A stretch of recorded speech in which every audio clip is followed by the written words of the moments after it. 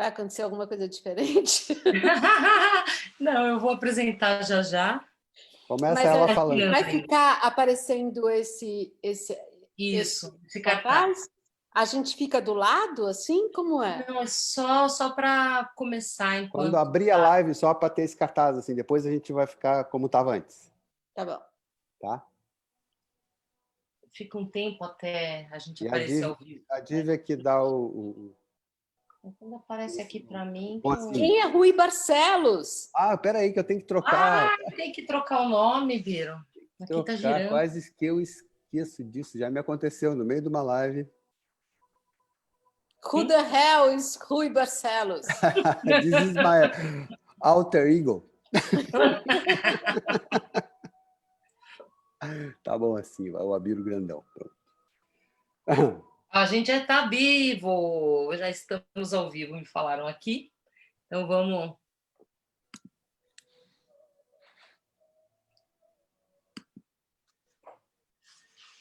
E boa noite a todos. Mais uma live de Histórias com Osho começando agora. A gente fica assim meio batendo papo até ficar bem conectado. E descobrimos que já estão aí, já está todo mundo aí.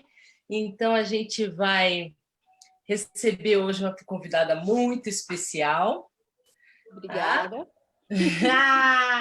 Biro, boa noite, meu querido.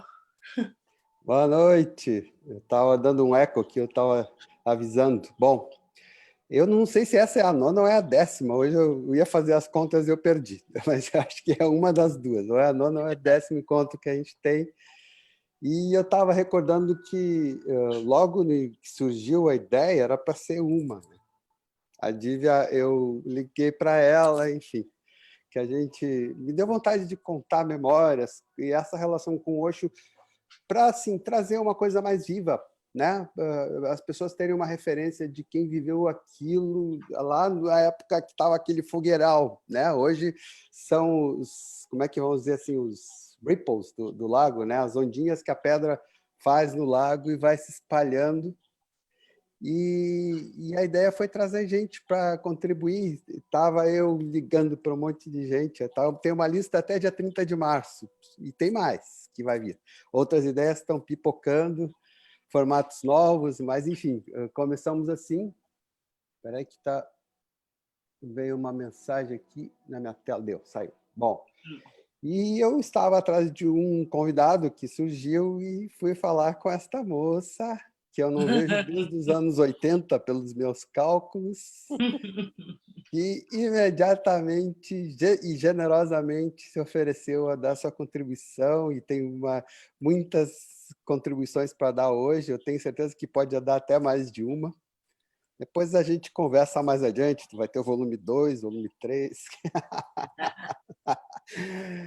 Dequinha, querida, muito bem-vinda. Eu já adorei a imagem do Ripple no lago. Gente, acho que não tem coisa mais linda do que você jogar uma pedrinha no lago e ele faz essas ondinhas. Nossa, é uma sensação muito boa, é uma metáfora muito boa dessa expansão do nosso ser, né? Do nossos ser.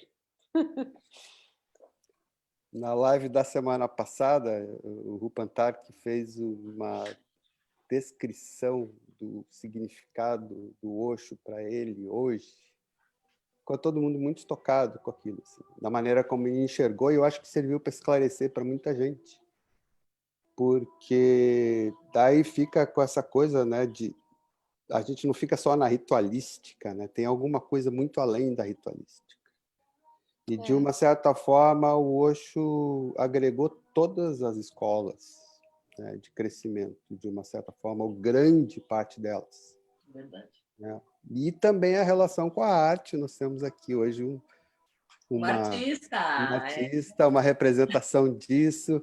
Dequinha, primeiro volto a dar as boas-vindas, dizer que a gente está muito feliz de ter você aqui. Obrigada. Como é que foi o Osho? Como é que foi? Como é que ele aconteceu para você? Conta para a gente. Como é que foi a sua primeira vez? Minha primeira vez.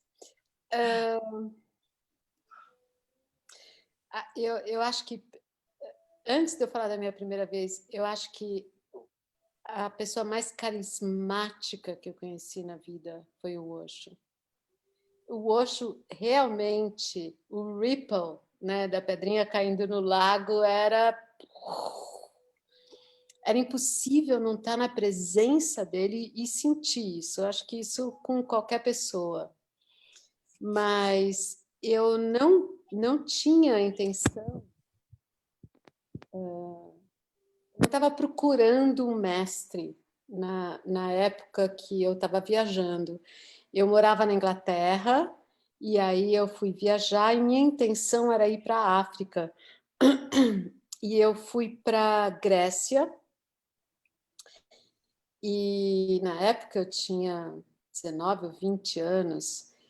Eu estava sem grana e pensei em trabalhar num navio para ir para a África.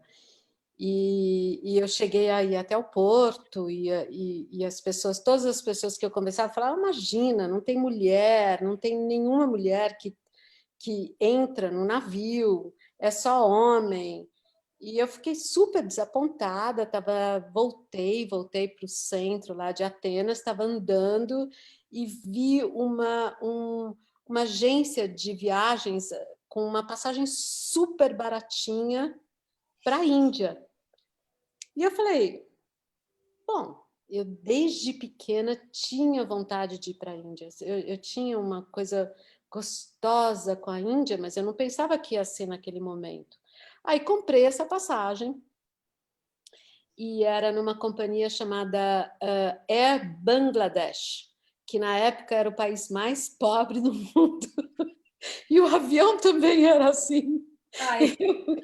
Imaginando, meu Deus, o que eu estou fazendo aqui? Mas eu estava adorando. E aí tinha um grupo de pessoas, eram todos alemães, né? Quando eu fui, eu comprei a passagem e viajei no dia seguinte, então eu não tive tempo nenhum de pesquisar, que nem a gente faz agora, inclusive, né, nem tinha Google, mas eu não tive tempo de olhar, tipo, olha, eu quero ir para esse lugar ou para esse lugar. Tinha essa galera ali, para onde vocês estão indo? Né? Ai, travei amizade rapidinho ali, para onde vocês estão indo? Estamos indo para Caxemir. Aí eu falei, gente, vou com vocês, olha que gostoso. E aí a gente ficou conversando, o avião chegou em Bombay às 2 da manhã, a gente dormiu, a galera toda ali no chão, do aeroporto até abrir a estação de trem, né? O primeiro trem, onde a gente iria para uma outra estação de trem. E eu, como estava com esse grupo, eu não me importei em saber que trem que era, que estação que era. Estamos juntos, né? Eu entrei e o trem já estava... Nessa primeira estação, as pessoas já pegavam um trem para ir trabalhar, então já estava bem lotado. Quando chegou na próxima estação, o trem ficou abarrotado. Na terceira estação, as pessoas que estavam do lado de fora puxavam as pessoas de dentro, né, para eles poderem entrar. E 2 pessoas do grupo saíram para fora. E eu estava com uma mochila nas costas, agarrando no lugar, assim, né?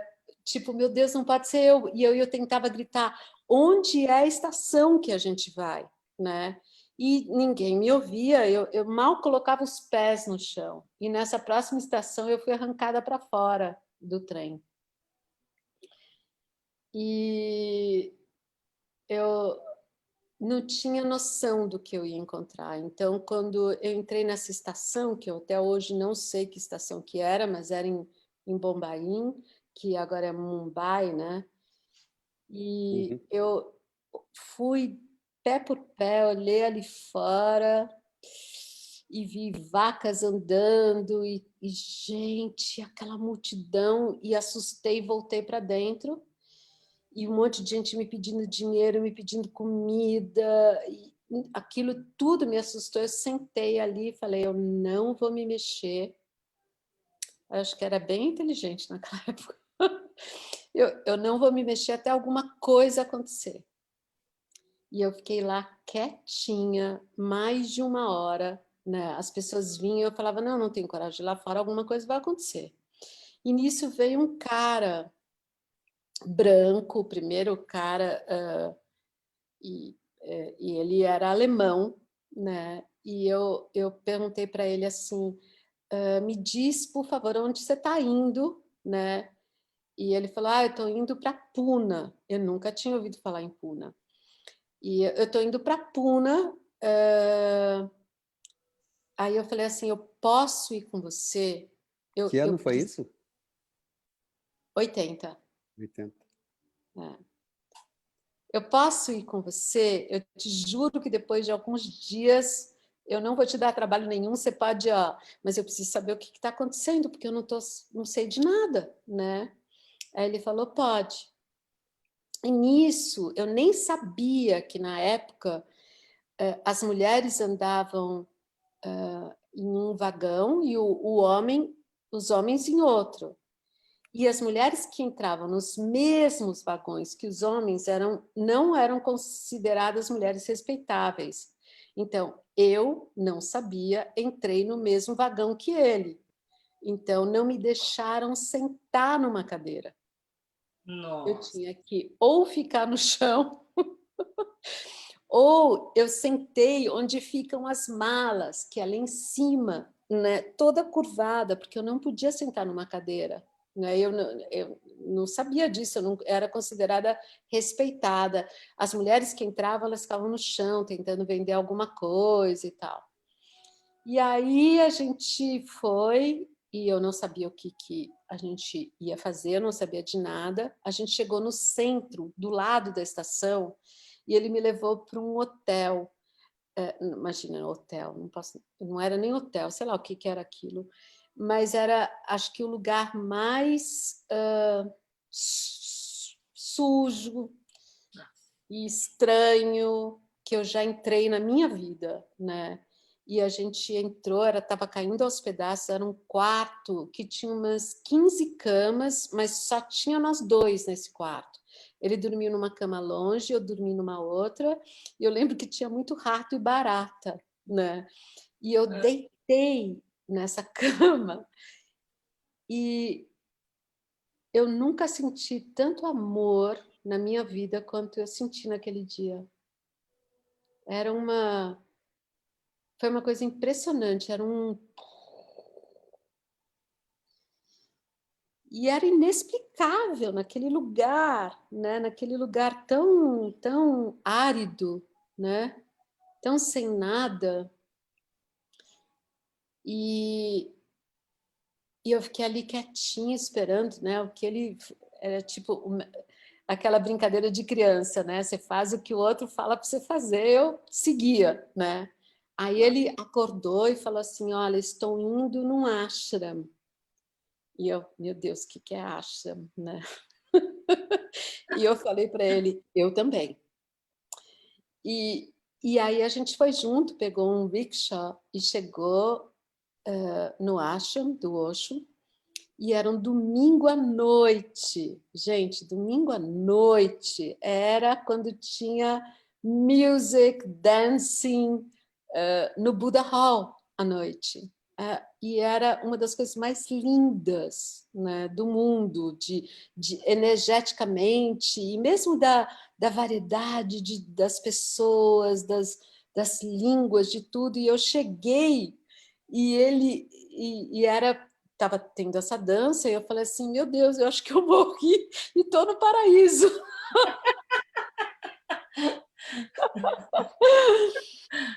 Só que era esses domingos à noite, você não via o Osho. Você... era no dia seguinte que ele tinha palestra, porque todo domingo à noite era quando ele dava sânias, então rolava essa energia dentro da casa dele, e as pessoas que estavam no Buddha Hall ficavam dançando e celebrando. E E só no dia seguinte que eu fui saber do Osho, né? E saber quem era o Osho. Essa foi meu chamado, né? Foi realmente um chamado, porque eu não busquei, né? Eu fui encontrada e encontrei. Foi Assim, chamada. é. Eu sei de histórias incríveis, assim, as mais divertidas possíveis. Como as histórias que a gente passa, às vezes são uns apertos, né? Depois a gente contando é muito engraçado, mas na hora é bem difícil, é bem complicado, né? Eu soube do... Você conheceu o Prachantam, o português? Claro, Ele tem uma claro. história assim também, que ele estava estudando flauta, algo assim, na Índia. Ele estudou aquela flauta japonesa, o shakuhachi, que é aquela flauta de bambu, que eles têm que morar com o mestre para aprender a tocá-la, que é uma flauta espiritual. E ele, não sei por que cargas d'água, depois foi para a Índia e estava em Pune e pediu onde é que ele podia tomar um banho. Daí indicaram um ashram para ele. E assim que ele foi lá tomar um banho e não saiu mais. Ah, que ótimo. Nossa, que história, que história, que história ótima. Eu vou dar uma paradinha para falar das pessoas que estão falando aqui, que vocês precisam saber. Tá. Tá? Tá aqui, ó. Steph, o Devan Bhaskar. Ah, o Pascal! A Steph, eu sei quem ela é. Ela mora em Portugal. Ó, Escócia, boa noite desde Escócia. Isso, ela é verdade. Ela casou com um português Tá? e eles foram morar na Escócia, é isso. Quem mais está aqui? Sananda, Denise, quanto tempo, amiga? Né? Prachanto, a Marisa, querida, a mulher do Abiro, a Genice, Sassá, Cíntia Mendes. Cíntia, Raji. Aí o Bhaskar falou, para muitas vezes não vou me mexer até que alguma coisa aconteça, né? Como Que bonitinho. história, né? Enfim, o Satibode, sempre surge um trem que leva ao desconhecido, ao amor. Uma gota no oceano. Quem mais aqui, gente? Desculpa se eu pular alguém. Nick Lank. Nick Lank, ele fazia meu companheiro de meditação na casa da Rua Monte Alegre. A gente fazia mandala. Das antigas. Eu lembro um dia que eu estava esperando ele, mas eu estava com uma dor de cabeça horrível. Assim. E daí chegou o Nick Lank, eu não soube dizer não para ele, e a gente foi. E eu fiz a mandala, parecia que a minha cabeça ia explodir. Mas acabou a meditação, acabou a dor de cabeça. Foi incrível isso. Sabrina também está aqui. Lindinha. Amo suas histórias, você sempre foi minha inspiração. Enfim, vamos continuar. A Sabrina, ela foi depois para o ashram. Algumas pessoas foram para o ashram, porque era esse ripple que você falou no lago. Essa coisa era uma coisa contagiante, era uma onda muito contagiante, muito dessa celebração da vida, né? Acho que não tem coisa mais linda do que isso, em todos os momentos, né? Depois dessa experiência em Pune, né? Você continuou seguindo o mestre, né? Eu soube que você falou para a gente sempre bate um papozinho antes de entrar na live, né? E você nos contou a experiência no Oregon, no rancho, na época lá da famosa série, que ficou aquela repercussão toda. Conta para a gente como é que foi essa experiência. Então, antes dessa experiência também, assim, aconteceu uma coisa muito engraçada, porque eu tinha chegado lá no ashram, sei lá, e eu não sabia de nada, não sabia do Osho nem nada, e sei lá, uns 5 dias depois, uma semana depois, as pessoas perguntavam assim para mim: nossa, mas como você ainda não tomou sannyas, né? Eu acho que eu combinava tanto com o lugar, que era muito improvável de eu não ter tomado sânias, porque todo mundo falava, nossa, como você tomou sânias? Eu falava assim, mas eu não conheço nada ainda, né? E eu tomei sânias muito rápido, na verdade. E eu tomei sânias e... Isso é uma história gostosa de contar, de qualquer maneira. Antes de eu contar da história do Oregon, eu tomei sânias na mão, pelas mãos do Osho. Isso é inesquecível, inesquecível. É uma coisa engraçada, porque assim, é inesquecível, mas a força era tão grande que depois perguntava para mim, o que ele falou para você? Aí dá aquele branco, né? Mas eu lembro que na época que eu tomei sânias, era assim, você podia escolher mudar de nome, não mudar de nome, ou você tinha a opção it's up to you, né? Ele decide. E aí eu não sabia de nada o que estava acontecendo, e eu falei, bom, it's up to you, né? Mas o mais legal é que ele... depois eu escolhi o nome Sannyasin, que é o Deva Sujani, que está, né, no cartazinho. Mas o mais legal é que quando eu tomei sânias, eu era Anand Denise. Então, geralmente, quando você falava It's up to you, ele mantinha o seu nome. Só que ele deu o significado do Denise, né? Que o Denise vinha de Dionísios, que era a bêbada, a que faz festa, a que contém alegria e contagia alegria. E eu me identifiquei tanto com esse nome e que foi lindo isso. E eu me lembrei disso, assim, que ele era na casa dele e tinha as médiums em volta, umas mulheres que dançavam e deixavam a energia ainda mais elevada quando você tomava sânias. Era uma coisa do outro mundo, assim. Era muito legal. Mas aí, falando do Rajneeshpuram, eu voltei para o Brasil, depois de um ano que eu morei na Índia, e aí depois, e voltei outras vezes para a Índia, e aí depois teve a época do Rajneeshpuram.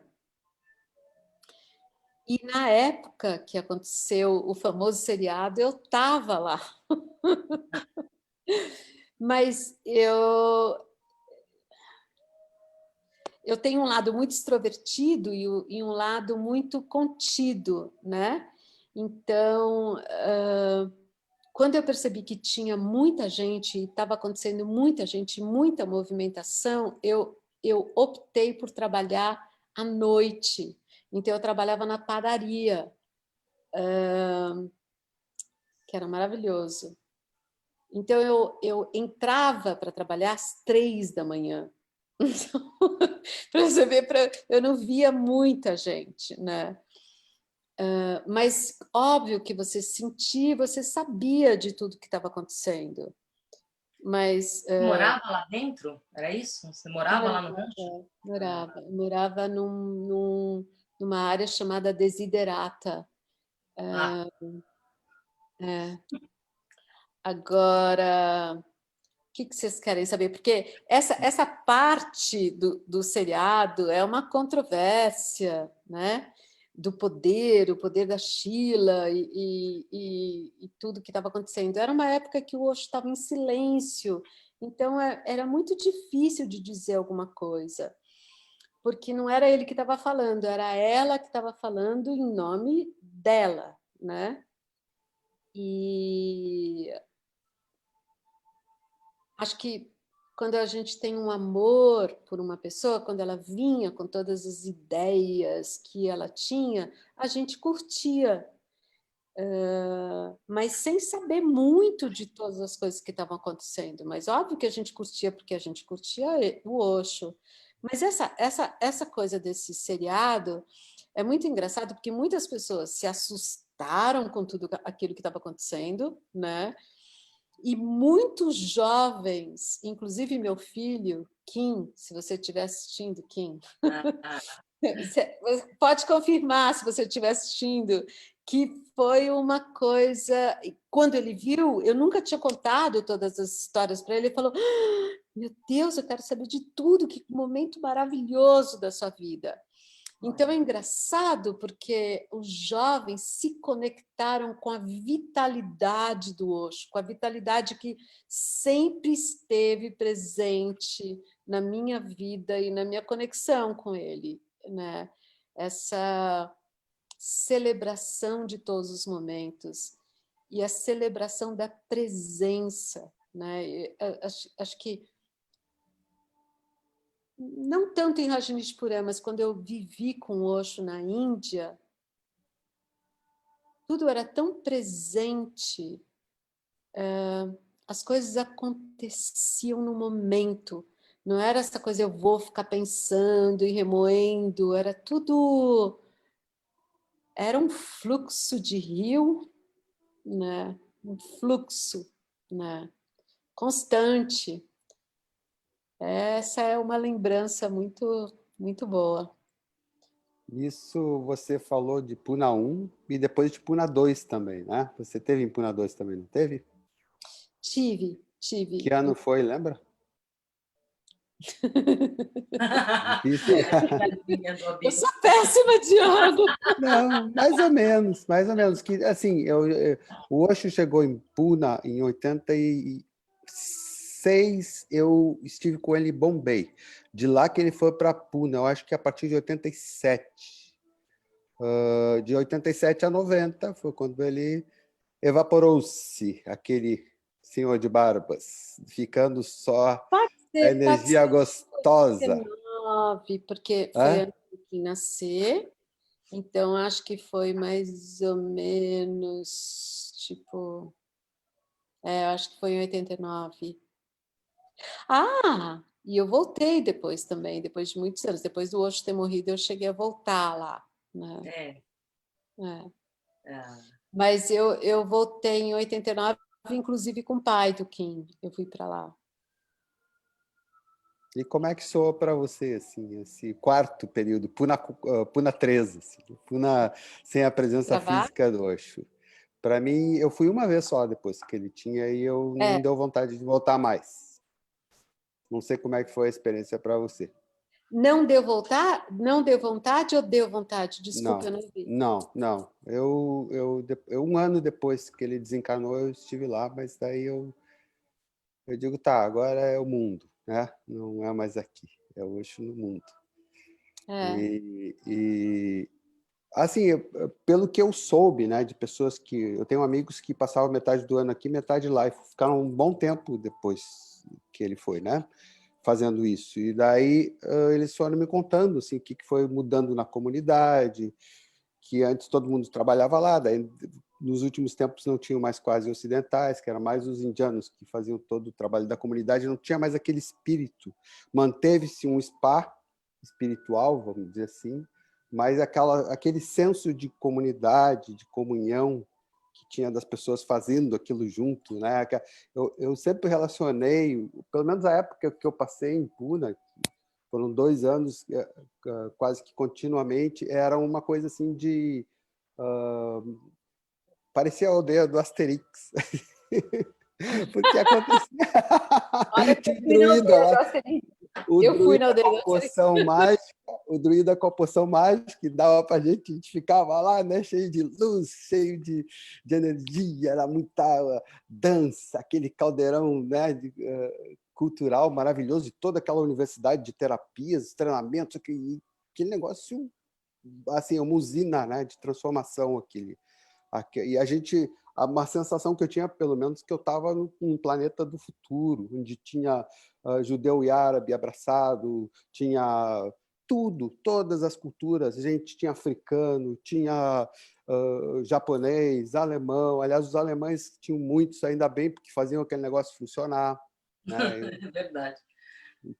Tinha bastante brasileiro também, tinha as grandes estações, chegava a ter, acho que uns 100 brasileiros. Assim. O Prachanto ficava todos com eles todos numa esquininha, assim, ficavam todos ali conversando. Eu passava meio reto, não gostava muito, porque eu queria meio misturar com outras culturas, assim, para não ficar muito gueto, né?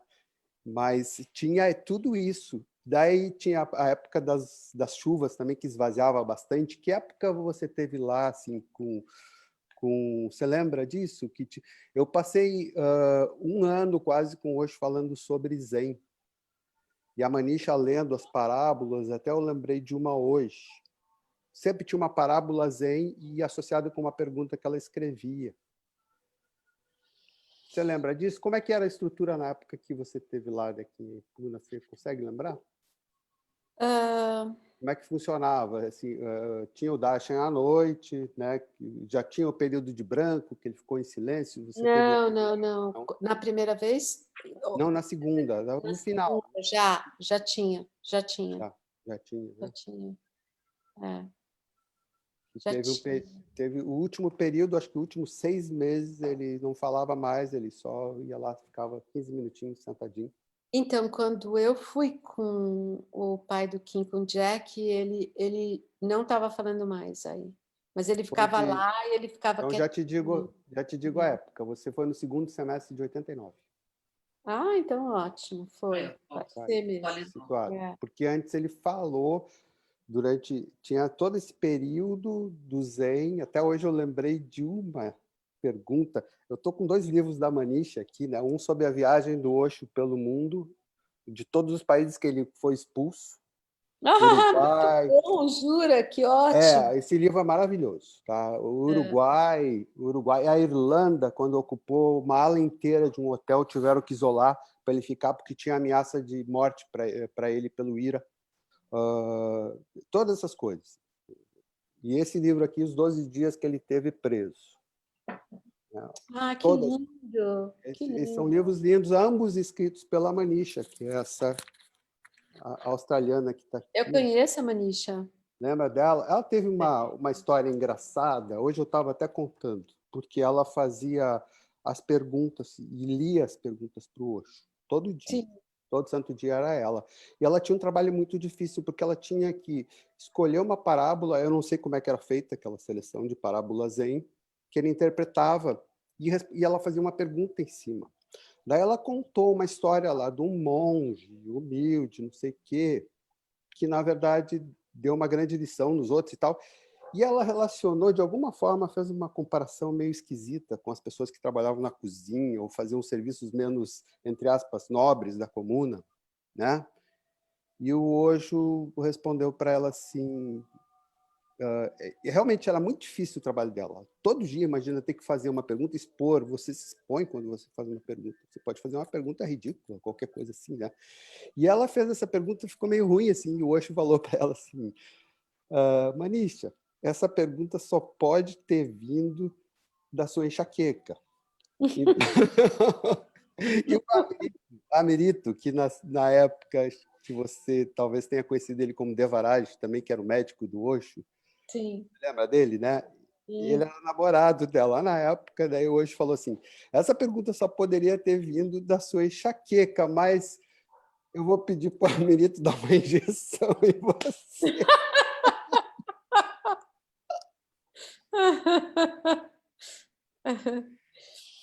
Agora, olha só. É uma coisa engraçada. Você acredita que eu nunca li? Eu tive com Osho bastante. Eu morei 1 ano direto, 1 ano e pouco na Índia. Morei mais de 1 ano também no Oregon e voltava várias vezes. Aí ficava meses, 3 meses, 4 meses, 5 meses, né? Ia, voltava. Eu nunca li um livro do Osho. Engraçado isso, né? Um dos únicos livros do Osho que eu tenho, não é um único, eu vou mentir se for o único, mas sabe aquele livro, eu adorei aquele livro que todas as páginas eram em branco. Você tem esse? Notebook, ou Nothing. É o Notebook, exatamente. Notebook, eu conheci. Aliás, todo tipo de livro, né? Maravilhosos. E eu acho que pega as pessoas de maneira diferente. Cada um cada uma de uma maneira diferente. Tem gente que, como o Rupantar, nosso convidado da semana passada, assim, um tremendo intelectual, né? E aquelas pessoas que a casa é cheia de livros, assim, do chão às paredes, assim, e ama ler, né? E o Osho pega as pessoas por aí e pega por aqui também, né? E engraçado porque a foto do cartazinho de anúncio dessa live, não sei se você percebeu, Dequinha, mas eu observei que você e a Dívia estavam com a mão aqui, as duas. Ah, eu vi, eu Parecia vi. ter sido ensaiado. a Então, gente eu estava... acho que isso foi por aí, não foi? É É? verdade, verdade. E me diz uma coisa, Dequinha, como é que foi, depois dessa bomba Osho na tua vida, como é que foi o Osho na tua vida comum, normal, né? Do dia a dia, depois disso? Você se tornou terapeuta também, como muita gente? Como é que foi, assim? Eu nunca tive um caminho só, é tão engraçado, porque isso é a minha delícia e o meu terror ao mesmo tempo, né? Que às vezes eu falo, porque eu não tenho um caminho só, que nem todo mundo, e eu acho que eu sou essa metamorfose ambulante, assim, né? Então, eu não fui para uma coisa, eu cheguei a trabalhar como terapeuta, eu cheguei a fazer coisas assim, mas a minha vida foi diversa, mas o Osho, ele sempre teve presente, sempre, sempre, sempre, sempre. Essa coisa de não ler o livro, acho que porque a presença dele era tão forte na minha vida, os ensinamentos dele eram tão genuínos e mexiam muito com a gente, que estava dentro, sabe? Estava dentro de mim. Eu lembro que na época, porque a época que eu morei em Puna, aliás, eu vou te falar, eu não vou te dizer que eu não sou uma pessoa feliz, eu sou uma pessoa feliz, mas acho que a época que eu morei em Puna foi a época mais feliz da minha vida, porque era essa vitalidade, essa força que você não tinha escapatória de ser quem você é, o tempo todo, né? Não tinha desculpas, era a realidade. Mas dentro dessas coisas que eu fazia, eu tentava cada vez ficar mais perto do Osho. Eu lembro que uma das coisas que aí um indiano falou para mim, falou assim, por que você não vira guarda? Ótimo! Só para explicar para as pessoas, para quem não sabe, eu acho que todo mundo sabe que está ouvindo, mas eram... você via algumas atividades. Então, tipo, as pessoas que entravam, principalmente lá em Puna, era mais uma pessoa que observava, que falava bom dia, boa tarde, por favor, fecha a porta. Eu até sabia falar em indiano, por favor, fecha a porta. Kirpia, Bandekaro.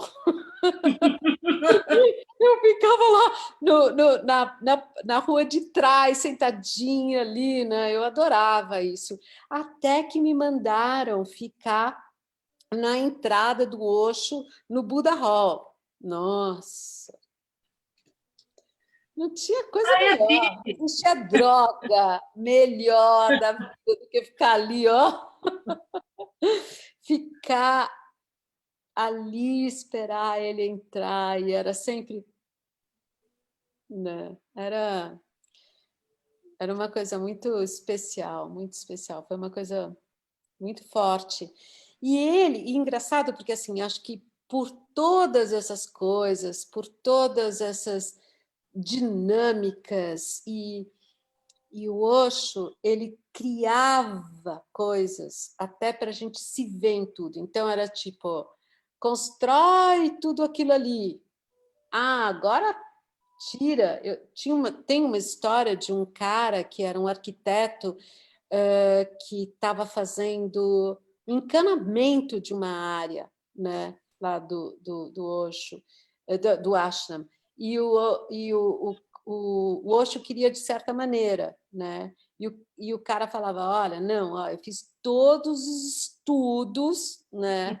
E não pode ser dessa maneira, tem que ser dessa daqui. O Osho falava, não, tem que fazer dessa. E era assim, né? Era essa coisa viva. E às vezes a gente construía e não dava certo, e desconstruía e construía de novo. E isso o processo era o grande barato, né? Todo o processo era legal. E hoje em dia, na minha vida,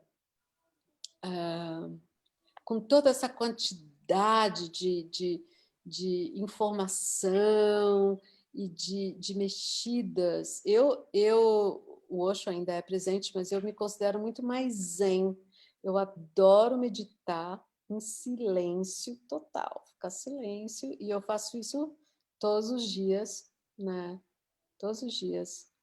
E às vezes 40 minutos, às vezes 1 hora, às vezes 1 hora e meia, né? Acho que trouxe para essa fase, assim, né? Acho que isso acho que faz parte também.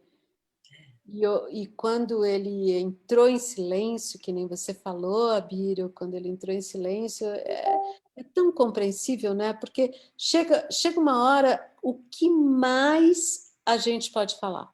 O que mais você pode ensinar? O que mais você pode dizer, né? De todas as coisas, assim.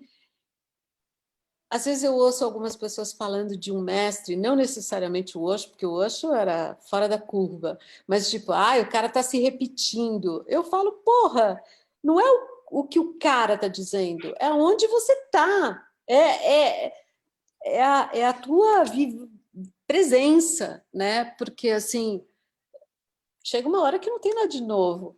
O ser é o ser e pronto, né? Então, né? E essa questão de repetir, né? Uma época, eu saí de Pune, eu fui mais para o extremo ainda, eu morei em Tóquio. E eu só tinha uma fita cassete com uma fala do Osho, que era linda. E eu gostava de ficar escutando sempre a mesma coisa. Aliás, eu tenho uma que eu faço até hoje. Que ele fala sobre a Vipassana, exatamente os 45 minutos que eu gosto de falar. E às vezes eu ponho ele e fico escutando. Ele descrevendo todos os 3 métodos de fazer, de como fazer e tal. Mas a voz do Osho tem essa qualidade, né, do ser. Mesmo a gravação, eu, pelo menos comigo, ela tem um processo de me conduzir para aquele espaço lá que ele sempre puxou, né, a gente, né, lá no Hara, como diz o Nisarga, outro dia eu estava falando aqui, ou o Sati, né, do centro do ser. E isso que você está descrevendo, Dequim, eu acho que é o legado. Para mim é esse. Assim. Eu disse até uma vez, eu falei aqui, a primeira conversa que a gente teve, assim, o Osho me ensinou o caminho de casa. É verdade, querido. É. E é engraçado, porque depois que ele morreu, né, outras pessoas apareceram na minha vida e eu curto outras pessoas, eu curto outros professores, mas eu vejo, eu falo, nossa, eu consigo ver isso. O Osho falava isso, né? Do tipo, quando você vê alguma coisa que você não deve indulge, se afundar na coisa, né? Todas as coisas que ele falava fazem muito sentido na minha vida agora, né? Mas eu acho que, além de todas essas coisas e todas as meditações, meu Deus, quem é que nessa vida ensinou a gente a meditar com tanta alegria? Caracas, sabe? Contando piada. Com essa fonte de energia, de risada. Estou vendo, Dívia, essa foto dele atrás de você. esse olhar, né? Essa coisa marota, essa As coisa mãos, né? tão gostosa, né? Da curiosidade, do frescor de cada momento,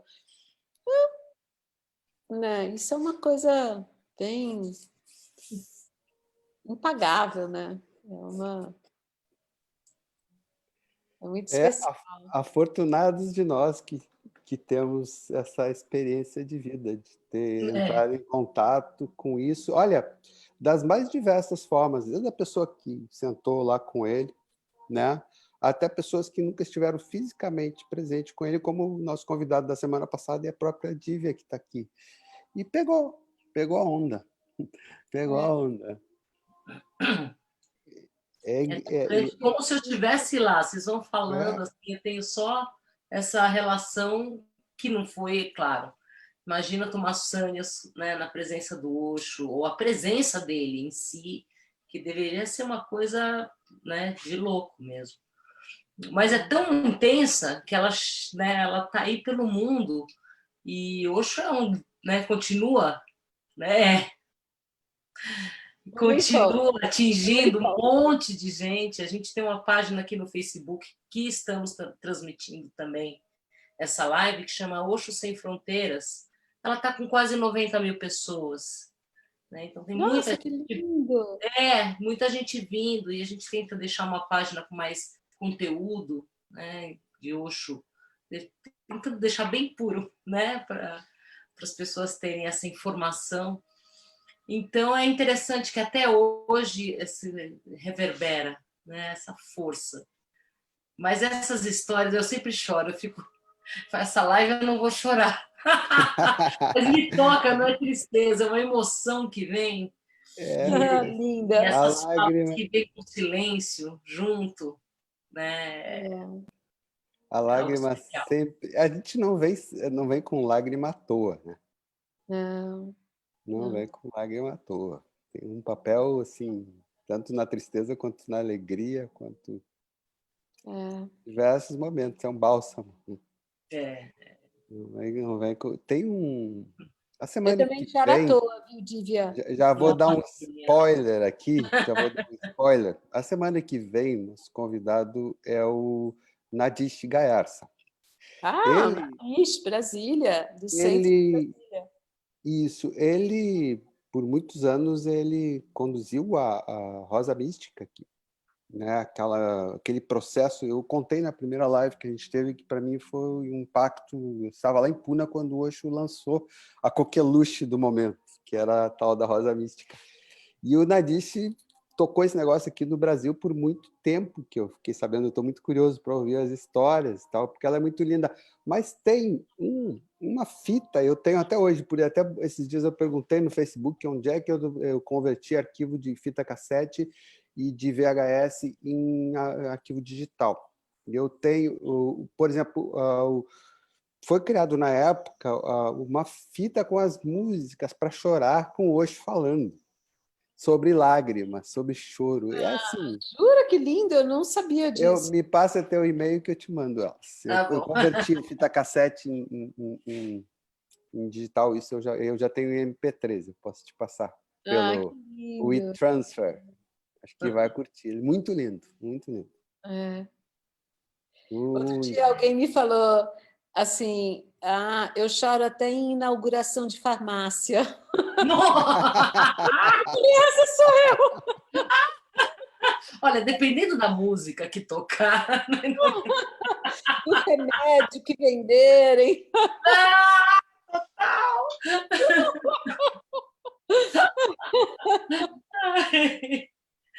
Ai, meu amor, que legal, que gostoso te receber aqui. Mas, assim, eu queria até lembrar mais, quer dizer, eu lembro, essa época de Puna era uma das épocas mais incríveis, assim, e que mais estão na minha memória. Eu lembro também, eu não sei se dá tempo de falar, mas na época que eu fui para Puna, tinha um grande escândalo, né, no Brasil sobre o Osho, porque tinha Coxa, era uma brasileira, saiu numa revista chamada Manchete, ela era casada, ela foi para lá e acabou ficando, né? Então tinha toda coisa assim, e eu venho de uma família muito católica, e eu fui parar lá, e eu não... Eu lembro que eu não tinha grana, então não fazia ligação a cobrar para o Brasil. Então, quando eu ligava, eu tinha que pagar. Então, eu pagava só 3 minutos, porque era o que eu tinha. Eu falava assim, eu pagava 3 minutos. Então, quando eu ligava, minha mãe atendia, e ela falava, pô, o que você está fazendo aí? Volta para cá, Denise! E blá, blá, blá, blá, blá, blá. Eu não tinha nem tempo de falar, né? E aí, eu tinha um irmão, meu irmão mais velho, ele estava morando, tenho esse irmão ainda, mas ele estava morando na Europa. E a minha mãe falou assim, você vai lá e traz a Denise de volta, porque eu perdi a minha passagem de volta para a Europa e para o Brasil. Eu não tinha mais, né? Não tinha nem visto, não tinha nada, eu estava lá. Mas as pessoas eram muito generosas comigo, eu nunca passei dificuldade, nunca. Sempre alguém me dava grana, me dava casa, nossa, sempre foi uma abundância na minha vida. E aí esse irmão foi para me levar uma grana para eu voltar para o Brasil. Tipo, olha, a mamãe mandou aqui o dinheiro da passagem, né? E ele, em vez de me levar de volta, que era o que meus pais queriam, eu apresentei um indiano super bonitinho, fofo, que cuidava da minha roupa, de vez em quando lavava. Ele foi viajar com esse indiano. Não ficou comigo, pegou, depois voltou, foi embora para a Europa de novo. E aí eu usei o dinheiro da passagem para ficar mais tempo lá. É claro. Normal. Patrocínio maternal. Sabe, Dequinha, que eu fui para Puna, isso eu lembro bem, abril de 88, e cheguei lá com planos de volta, passagem para voltar, negociei com o meu trabalho da época, que era um escritório de advogados ali na Bela Sintra com a Paulista ali, e negociei de que eu ficaria 3 meses e voltaria, mas lá pelas tantas eu fui fazer a tal do Rosa Mística e abriu tudo. Com Nadish? Não, lá em Puna. Lá em Ah, tá Puna. bom. Lá em Puna. O Nadish, mais tarde, eu sei que ele deu muita Rosa Mística aqui no Brasil. Lá, quando o Osho falou, tinha filas para se inscrever e tal, mas me colocaram na frente porque supostamente eu voltaria para botar um centro em São Paulo. Tinha assinei contrato, só que eu fiz a Rosa Mística e não quis voltar mais. Porque abriu aquele negócio para mim de um jeito, aquilo ficou... Aqui você descreveu, paraíso. Eu digo, eu não vou embora daqui de jeito nenhum. Não conseguia, não tinha mais lugar que tivesse mais significado, mais importância, mais gostosura de estar, como você falou, aquela coisa pulsante, viva, viva, viva, viva, total, não tinha como... Era gente do mundo todo. Aí o negócio pulsante, era muita dança, era muita celebração, e, ao mesmo tempo, grupos profundos. Se a pessoa podia escolher, se quisesse entrar num processo de ficar em silêncio, tipo um retiro ficava, cada um fazia a sua história, a sua prática, a sua vivência, no meio daquele caldeirão, no meio da aldeia do Asterix, né? E muito vivo, muito vivo. Maravilhoso. Então, realmente difícil, era difícil de sair, eu compreendo você. É difícil. Compreendo você total. E como é que foi depois com a família católica? Conta aí. A gente nunca conversou muito assim a esse respeito, porque a diferença era muito grande, né, para tentar convencer alguém que eu estava certa e a pessoa não estava. Eu nunca dei muita bola, nunca fui muito a fundo e também nunca quis ficar me impondo em relação a isso. Eu acho que eu tinha uma coisa mais não vou brigar. Tanto é que, por exemplo, tem gente que vem e fala alguma coisa do Osho para mim. Eu estava falando para vocês antes de começar que um cara virou e descobriu. Eu tenho meu namorado é americano e eu estava em Boulder e o cara descobriu que eu sou sannyasi do Osho, e aí ele falou, nossa, coitada de você. Aí ele falou assim, ai, você perdeu muito dinheiro, você deu muito dinheiro para ele? Eu falei, não, eu dei uma coisa muito mais preciosa do que dinheiro. Ele falou, o quê? Eu falei, meu tempo, e eu não me arrependo nenhum segundo, né?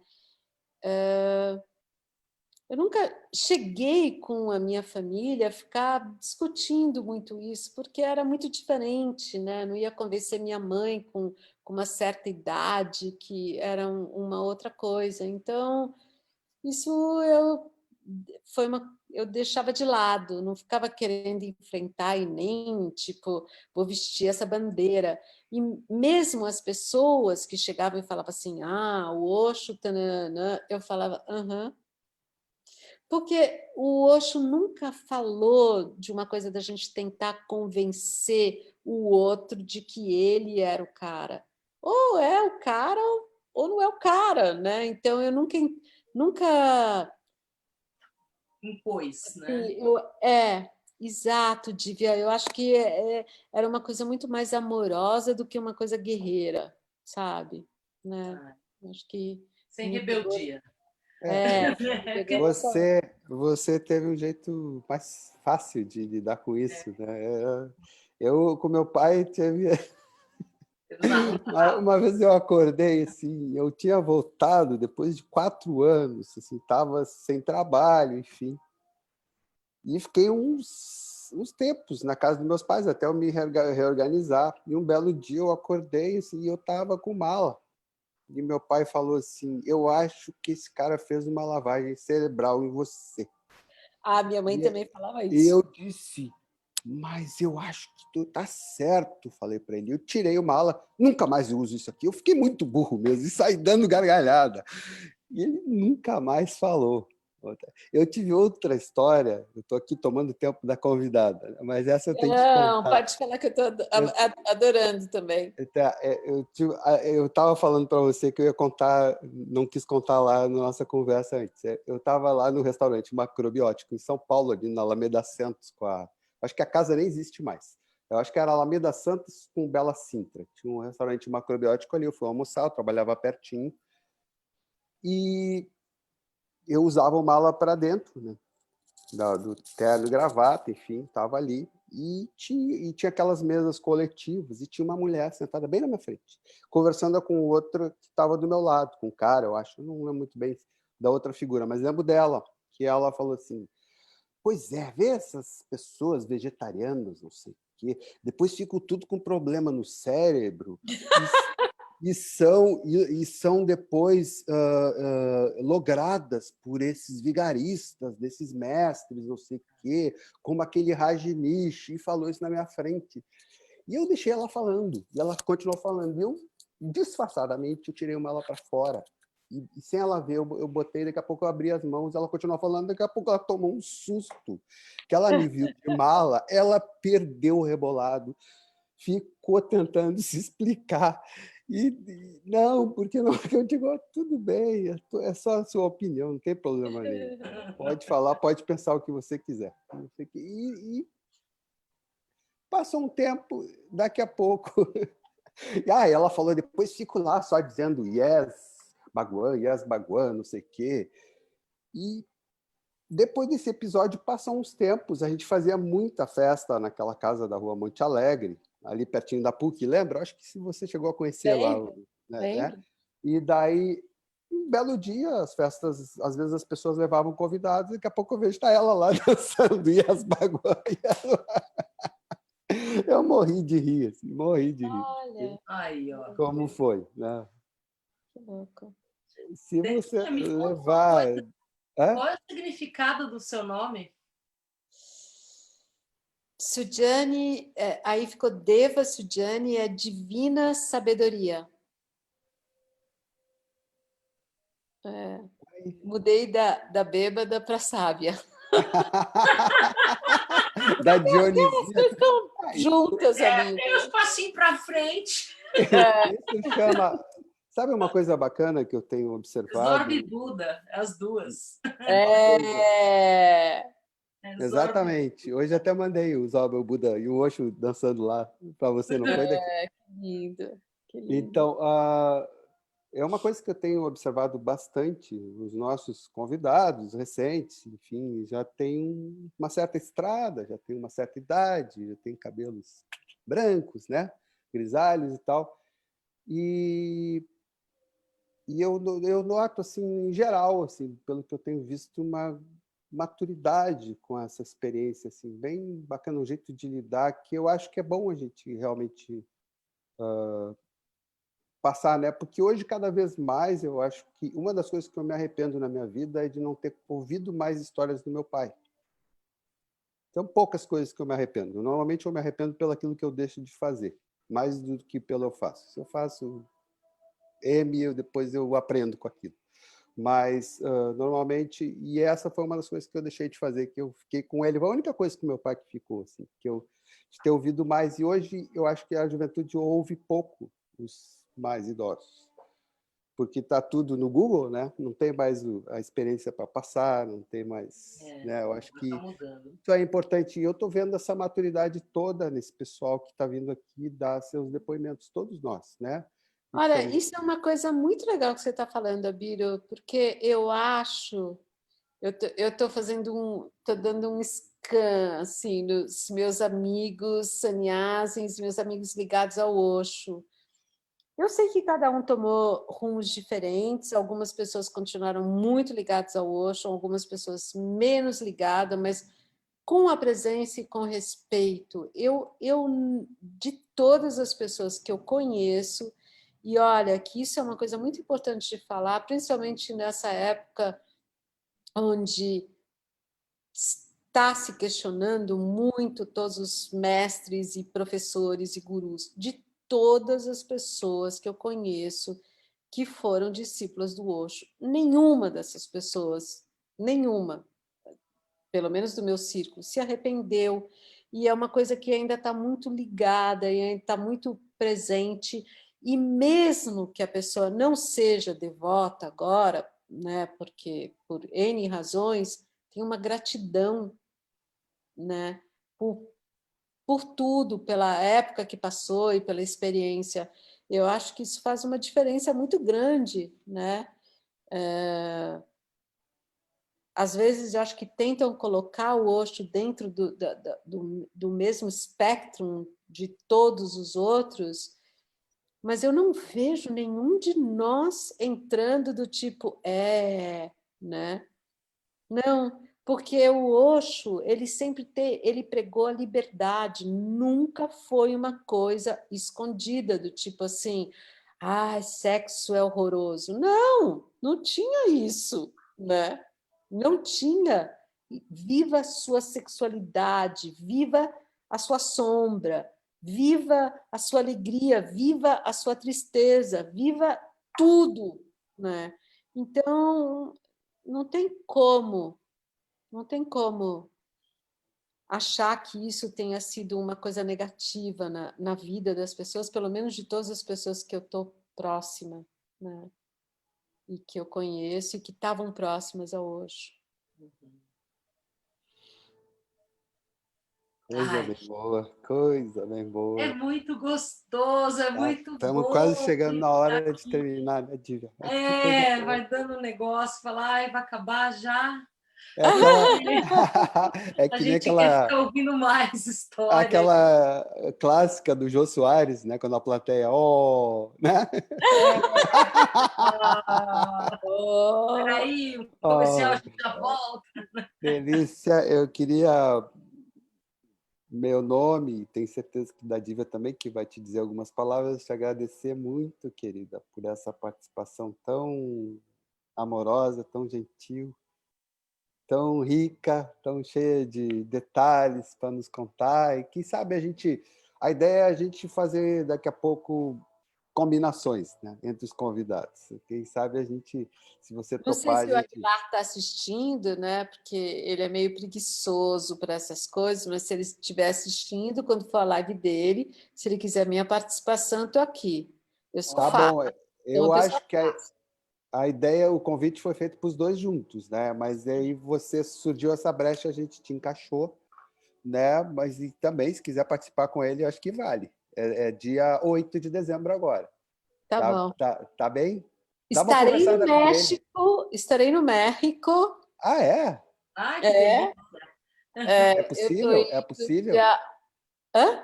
É possível você participar mesmo estando lá? Você acha? Ah, sim, se a internet estiver boa, sim. Eu acho que Tá. tá. Hoje em dia é difícil não achar um lugar, né? A não ser que você vá muito para a roça, que não esteja boa. Eu acho que vai estar, eu acho que vai estar legal. Mas aí eu topo, com certeza. Tem toda a questão de fuso horário, tudo. A gente vai ter uma amiga, dia 12 de janeiro, a gente antecipou, que é uma brasileira, amiga, atriz, que está morando em Singapura. Ela vai vai fazer com a gente. Ah, que legal. Quem é? Eu O nome conheço? dela, ela é gaúcha, o nome dela é Lila Alanis. Ah, que bonito. Não conheço. Muito querida, vai estar com a gente aqui 12 dia horas 12 de de fuso, né? janeiro. Alguma coisa assim, E né? a semana que vem, como a gente já falou, Nadish Gayarsa estará com a gente. Irei vê-lo. Contamos com... A gente pede para as pessoas que estão nos assistindo, se puder curtir, né? Porque daí meio que a onda se repercute por um período maior, se der as curtidas, se compartilhar também com os amigos, enfim, com alguém que você acha que pode curtir, gostar, né? A gente tem tido uma boa resposta aí de visualizações, tá bem bom. É mesmo. O Como que a era Dívia... legal depois também passar o link que vai ficar gravado no YouTube Sim, para as pessoas que não Sim, puderam assistir. vou deixar. Eu sim, já amanhã já ela já mando. está, fica gravado no Facebook, daí no YouTube a Dívia providencia o link também, a gente envia. Eu já mando. Oh. Tá bem? Ai, que bom, coisa boa. Ó, A mãozinha de vocês duas. Ah, Mão esquerda ou mão direita? Vocês estão? não sei. na verdade, estou aqui com as duas, ó, Tá, tipo então vai ser com as duas. passarinho no coração, ó. Coisa boa. É Ah, muito isso. bom Eu mesmo. vou colocar aqui, antes da gente fechar, só uma telinha para a gente... Os agradecimentos, né? Das pessoas que ajudam a gente aqui com as artes. Não é isso de... Essa também é Voltamos. muito boa, Voltamos. Eu mas acho que tudo esse bem. negócio aí, ninguém quer ir embora. Isso é verdade. A gente fica aqui embaçando. De novo, Dívia, tá difícil, né? Essa atual de hoje, quer dizer, não é para ir embora ainda. Não é, a gente quer começar tudo A de novo. princípio seria a arte da semana que vem já, de aparecer, né? O anúncio do cartazinho. Não, não está vindo. Então, Não tudo está vindo? bem. A Então, Dequinha está ficando, você está a vendo? É Dequinha isso. fica com a gente. Dia 8, provavelmente, então, estaremos de novo. Queridos, eu amei, eu amei, amei, amei. Nossa, trouxe uma coisa muito gostosa dentro de mim, assim. Muito bom, muito bom. Tá bom. A gente tem tido esse feedback em geral, viu? Que bom. Oxô. Oxô. Queridos, vou encerrar. Muito obrigada por todos os que compareceram aqui, que mandaram, né, um comentáriozinho, coração.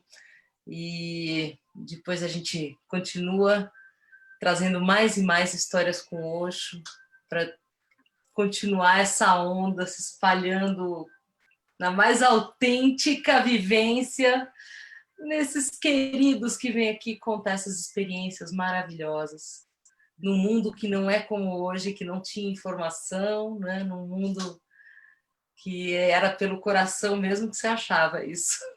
né? É Então, verdade. é realmente muito, muito bom ouvir vocês. E até, vou encerrar. Boa noite. Boa noite. Boa noite, Dívia! Boa Boa noite. noite, Boa minha noite, querida. Abiru!